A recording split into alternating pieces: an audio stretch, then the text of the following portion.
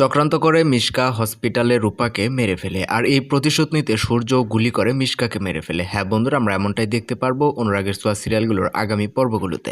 তো বন্ধুরা, তোমরা যারা অগ্রিম পর্বের সকল আপডেট সবার আগে দেখতে চাও তারা অবশ্যই আমার এই চ্যানেলটাকে সাবস্ক্রাইব করে অবশ্যই আমাদের সাথে থাকো।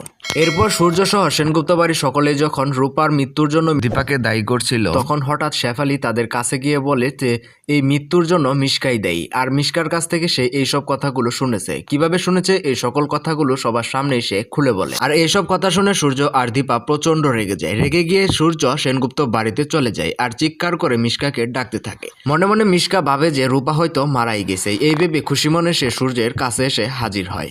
এরপরে সূর্য মিশকার দিকে বন্দুক তাক করে বলে, তুই এমনটা কেন করলি? আমার সাথে তুই এমনটা করতে পারলি? এবার তোকে আমার হাতে মরতেই হবে। তোকে এবার আমি মেরে ফেলবো। সূর্যের এমন কথাবার্তা শুনে মিশকা চমকে যায় আর ভয়ও পেয়ে যায়। হ্যাঁ বন্ধুরা, আমরা কিন্তু এমনটাই দেখতে পারবো। তোমরা কি চাও যে মিশকাকে এমনটাই করুক সূর্য? তোমাদের মতামতটা কিন্তু অবশ্যই কমেন্টে জানিয়ে দিবা। আর তোমরা যারা অগ্রিম পর্বের সকল আপডেট দেখতে চাও তারা অবশ্যই আমার এই চ্যানেলটাকে সাবস্ক্রাইব করে আমাদের সাথে থাকবা, কারণ আমাদের এই চ্যানেলের প্রতিনিয়তই অনুরাগের ছোঁয়া সিরিয়ালের অগ্রিম পর্বের সকল আপডেটগুলো আপলোড করা হয়। তো সকলে ভালো থাকো, সুস্থ থাকো, আবার দেখা হবে পরের ভিডিওতে।